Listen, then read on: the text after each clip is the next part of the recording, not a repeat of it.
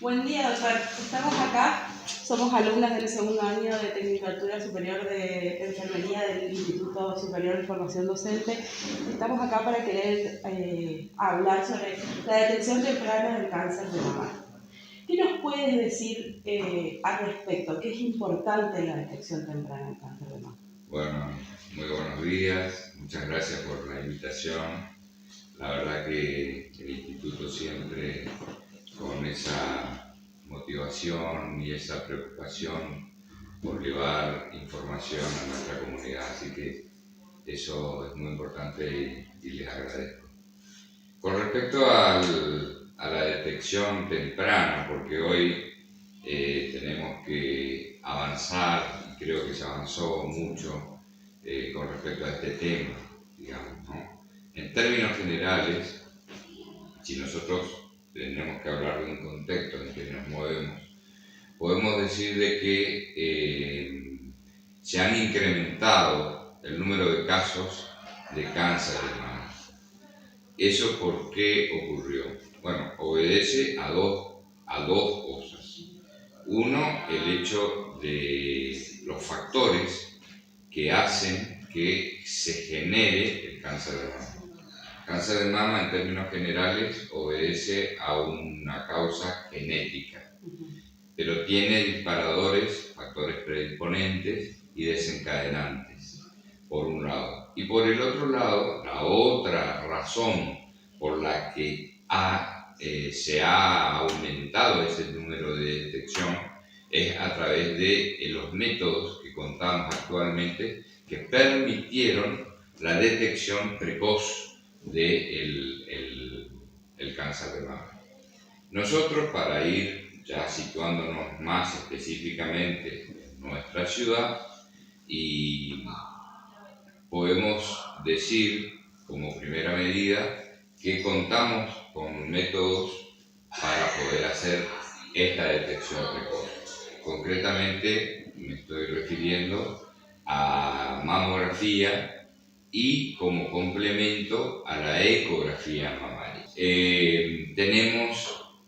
Estamos ya ansiosos por la llegada de un mamógrafo de alta generación, de última generación, para fin de año. Así que creo que esa es la buena noticia en este tema de detección precoz específico donde me están preguntando. Pero en términos generales, hoy Mercedes cuenta en el medio privado con la posibilidad de realizarse una mamografía. En el caso de que la paciente no pueda porque es una paciente hospitalaria o de escasos recursos, hacemos todo lo posible para derivarla al Instituto de Oncología que está en Curuzú o ya, digamos, ya más lejos en Corrientes, digamos, pero en términos así más comunes nos manejamos con el Instituto de Oncología, digamos, ¿no? Para realizar. Pero la detección precoz comienza mucho antes de la indicación de una mamografía, que recomienda uno en general, en promedio, 35 años, 40 años ya debería estar haciéndose mamografía. ¿Por qué? Porque es la franja donde el cáncer de mama pega un pico y ahí se detecta. No es muy frecuente por ejemplo, entre los 10 y los 25 años. Pero a medida que nos estamos acercando hacia los 35 años, ahí empieza una campana de Gauss a una curva, digamos, ascendente y después descendente a pensarse. Entonces, lo primero que se debería decir es que el autoconocimiento, el autoexamen, por ahí comienza la toma de conciencia de la detección, porque el autoexamen mamario no solamente que permite el conocimiento de las glándulas, sino que a la vez la detección de alguna alteración. Entonces, esa paciente ya cuenta, esa mujer ya está en ventaja, porque está concientizada de que en su momento se va a tener que hacer su estudio y todos los meses ella viene realizando un examen mensual de sus glándulas mamarias, ¿no es cierto? Además, es muy importante también la historia natural de esa paciente. Es decir, no es lo mismo una paciente que tiene, hay dos para, se hace una clasificación general, digamos, el cáncer de origen hereditario, que es minoritario en frecuencia, en porcentaje, y el cáncer no hereditario, que es justamente el más frecuente. En porcentaje podemos hablar de un 70% de cáncer no hereditario, un 30% es decir, de cada 10 pacientes, 7 van a tener cáncer no hereditario, 3 solamente van a tener hereditario. Pero eso de ninguna manera desmerece o quita importancia a este tipo. Y eso se pone en evidencia ya en la consulta. Cuando uno pregunta, en la familia hay antecedentes, entonces la paciente dice, sí, doctor, mi abuela, mi mamá, bueno, toda la línea femenina, digamos, evidentemente ese es un cáncer hereditario. Doctor, y dentro de los factores controlables, como se los denominan, ¿cuáles serían los factores controlables para prevenir el cáncer de mama? Por ejemplo, hablando de obesidad hereditaria, el cigarrillo. ¿Cuáles serían esos factores controlables? Los que yo, más bien controlables, preferiría la palabra sujetos o que uno los podría modificar, digamos. O sea, puntualizaría dos grandes factores que son muy importantes. Uno, que tiene que ver con la alimentación.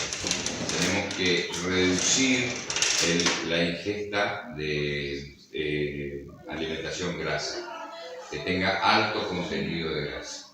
¿Por qué? Porque la grasa en nuestro organismo posteriormente un porcentaje se transforma en hormonas. ¿En cuál? En estrógeno. Y el hiperestrogenismo es un factor también de riesgo para el cáncer de mama. Ese es un punto. El segundo punto es el estrés. Tenemos que aprender a modular, a manejar nuestro estrés.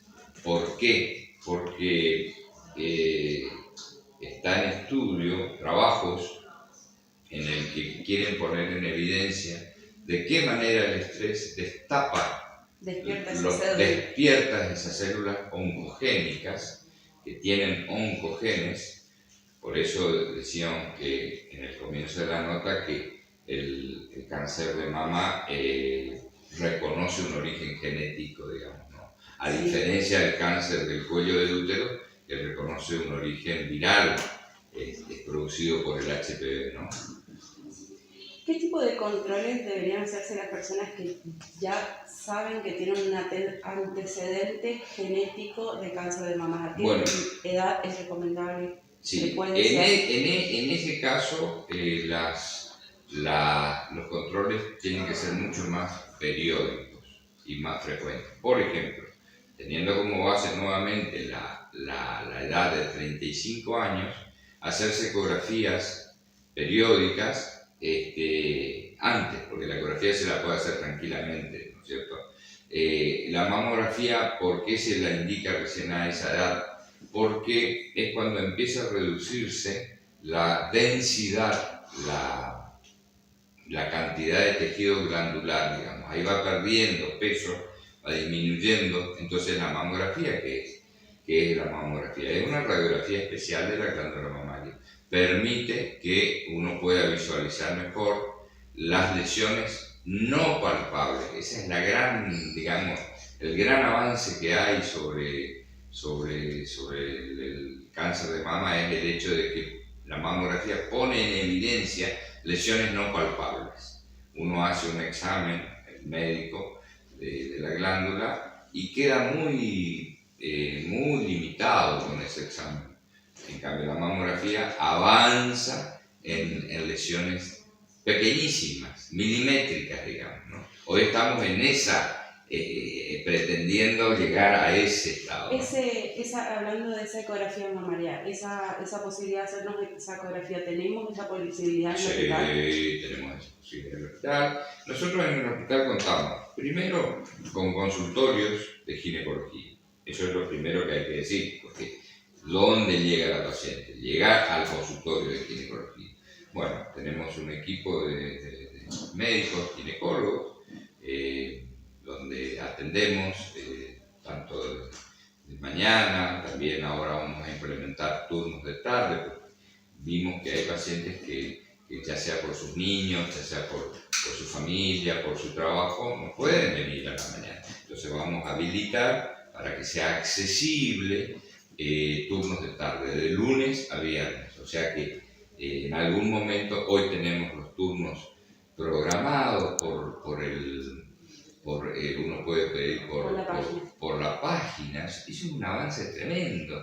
Yo que ya tengo unos años de médico, recuerdo de las colas que había con la lluvia, con el sol, para pedir un turno. Bueno, eso ya es historia acá. Hoy desde su casa cada uno pide su turno y accede al turno. Y haciendo el supuesto, volviendo a la ecografía mamaria, usted atiende a una paciente, le indica hacerse una ecografía mamaria y detectamos que hay algo raro, que deberíamos avanzar en los estudios. Sí. ¿Cómo sería la cadena a seguir? ¿Los pasos a seguir? Muy buena pregunta, sí. Una vez que uno tiene la mamografía, ha pasado por distintas clasificaciones de identificación de lesiones, ¿no es cierto? Hoy la clasificación que se usa es la famosa BIRAT. La BIRAT tiene una clasificación numérica que va ascendente, comienza con el 0, que es donde no puede determinar lesiones, o sea, hay que repetir el estudio, por distintas razones, porque la glándula no, podríamos decir cuestiones técnicas, entonces ponen 0, no está ese estudio en condiciones, entonces ponen 0, digamos. Se hizo la mamografía, pero no tiene valor como las otras. Valor comienza a partir del 1. Valor 1 son glándula normal. Valor 2, glándula con lesiones benignas. Valor 3, ya lesiones sospechosas. Y valor 4, ya con fuerte sospecha. Entonces, con eso nosotros es muy clara, es muy práctica. El médico enseguida, de acuerdo a esa clasificación, pide o una ecografía para complementar, vamos a suponer que tenga un BIRAT 2, entonces que la mamografía enmascare un pequeño quiste, entonces ya el que hace la mamografía pone complementar el estudio con una ecografía, por ejemplo, ¿no? Entonces, bueno, nosotros pedimos eso que contamos acá. En el caso de una lesión ya con un BIRAT 4, ya es otro procedimiento. Ahí tenemos que hacer el diagnóstico a través de una biopsia, que puede ser una biopsia localizada o una biopsia ampliada. Ampliada quiere decir que ya sacamos un sector mayor de la glándula mamaria. Eso mandamos a analizar al Servicio de Anatomía Patológica de Corrientes. Vuelve la biopsia y de acuerdo al informe, ahí tenemos dos posibilidades. Se sigue con el segundo escalón del tratamiento, que es la quimioterapia, o se amplía, porque por ahí el borde de la lesión quedó, la lesión siempre tiene que tener un margen de seguridad. Margen de seguridad sería tejido sano alrededor de la lesión. Si el borde está, quiere decir que uno tiene que rehacer la cirugía para poder complementar eso. Bueno, una vez que hace eso, los elementos terapéuticos que tenemos en la actualidad para tratar el cáncer de mama son la cirugía, la quimioterapia y la radioterapia. También es interesante decir que en términos generales todos los procesos tumorales malignos, o sea cáncer, tienen 4 estadios.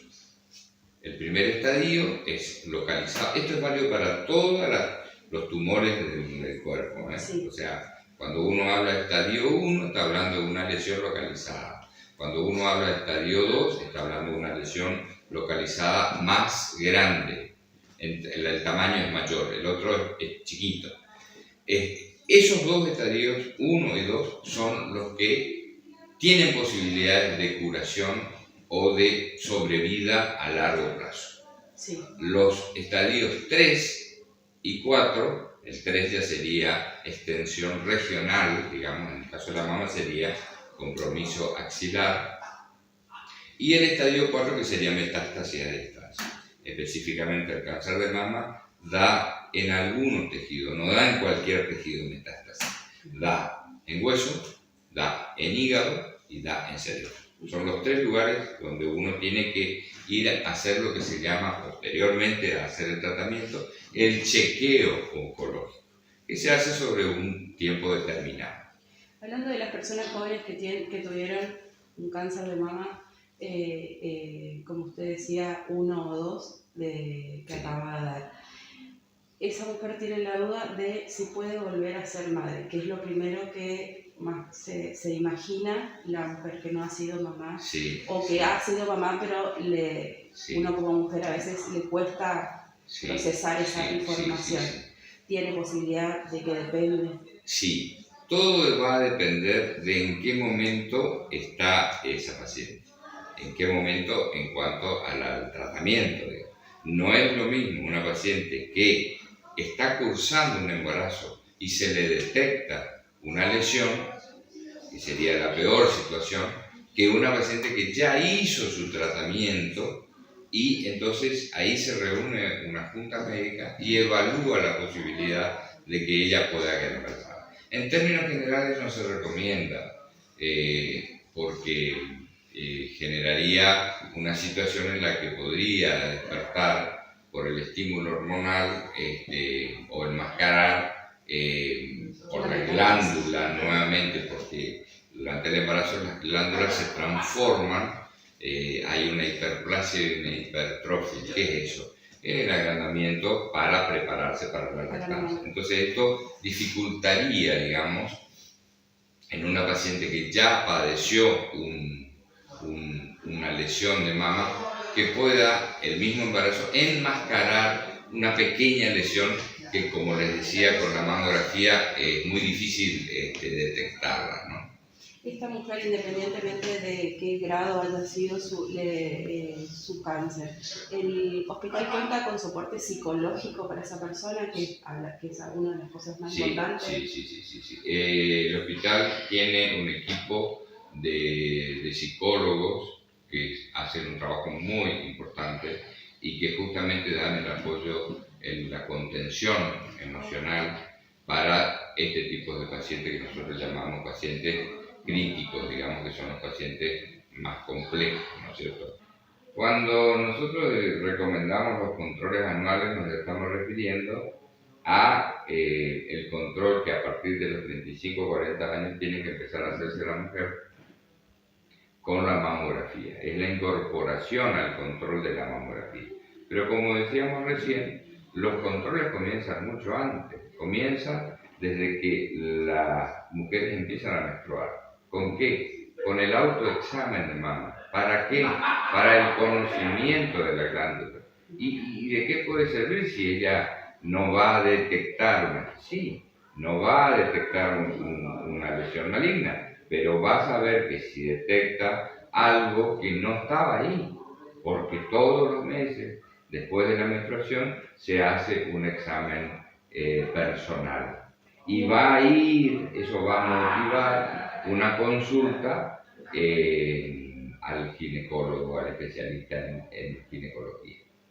Y dentro de los otros controles, hablando como para darle esa información global, de definición global de control anual, también ginecológicos, de control PAP, ecografía intravaginal, ¿desde qué edad también es importante? Sí. El PAP está considerado que desde que inician las relaciones sexuales es importante que la paciente se realice un PAP. ¿Por qué? Porque no nos olvidemos de que fundamentalmente el cáncer de cuello uterino reconoce un origen viral, como decíamos, el HPV es la causa en eso se avanzó mucho y hoy se cuenta con una vacuna que se tiene que aplicar la niña y el niño a los 11 años de edad, es decir, antes de comenzar sus relaciones sexuales. Las nuevas generaciones de argentinos y del mundo ya no van a tener más cáncer ni de cuello uterino en las mujeres ni cáncer de pene en los hombres. ¿Por qué? Porque van a estar inmunizados, van a estar protegidos. Pero las actuales generaciones que ya tienen mucho más de 11 años y que no tuvieron HPV están expuestas. Entonces la recomendación es que cuando comienzan sus relaciones sexuales ya empezar a hacerse una vez por año y después se va paseando porque ya hay un sistema de detección específica del HPV que permite extender los controles. Doctor, hoy en día hay muchas madres jóvenes, madres adolescentes. Sí. ¿Esa madre adolescente espera hasta los 35 para los controles o debe iniciar antes? Bueno, los controles, como yo te decía, nosotros hacemos mucho hincapié en el autoconocimiento. Entonces, ellos deberían comenzar con el autocontrol, con el autoexamen. Es lo primero.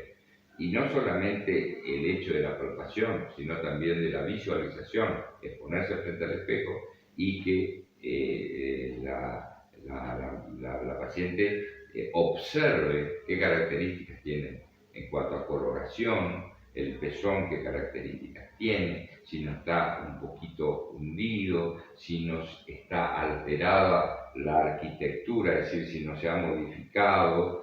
Todo eso son pequeños indicios de que puede haber alguna lesión ahí. Entonces no nos olvidemos que más en pacientes jóvenes pueden estar amamantando, pueden tener otros procesos infecciosos que pueden condicionar con una fibrosis post-inflamatoria la detección de una lesión. Entonces, por más razón, los controles tienen que ser periódicos. Hace poco salió una nota diciendo que está relacionada los implantes mamarios con el cáncer de mama. ¿Cómo está relacionado esa...? Está relacionado por el hecho de que primero un implante modifica absolutamente la arquitectura de la glándula mamaria, porque la comprime totalmente, está ocupado por una prótesis y entonces comprime mucho al comprimir la glándula, reduce la posibilidad de detección. Entonces ahí ya entramos en un factor condicional. Lo ideal sería la no recomendación, que se anteponga un criterio de salud y no un criterio estético, digamos, ¿no? Porque sabemos de que las prótesis están motivadas por un criterio estético, no por un criterio de salud, digamos. Esa persona que insiste que necesita esa estética, ¿debería hacerse un control más seguido? ¿Debería hacerse un seguimiento? Sí, por supuesto que sí. Y teniendo en cuenta de que habitualmente se da en mujeres que son mayores de 40 años, entonces con más razón todavía. Son las que consideramos pacientes de mayor cuidado, son las que recomendamos más frecuencia en los controles. También se dice que las personas que hicieron tratamiento de fertilidad hoy en día están muy digamos, es muy actual los tratamientos de fertilidad y también dice que está lamentablemente relacionado con la posibilidad. ¿Por qué? Porque reciben altas cargas hormonales, macrodosis hormonales. Y esto podría despertar, como decíamos, el hiperestrogenismo no controlado, podría despertar una lesión que esté dormida, ¿no es cierto? Sí, es otra de las grandes situaciones en las que, si bien por un lado, bueno, pueden acceder hoy en el siglo XXI a la posibilidad de tener un hijo, pero bueno, no dejen de controlarse porque también pueden estimular la aparición de una lesión, ¿no? Bueno.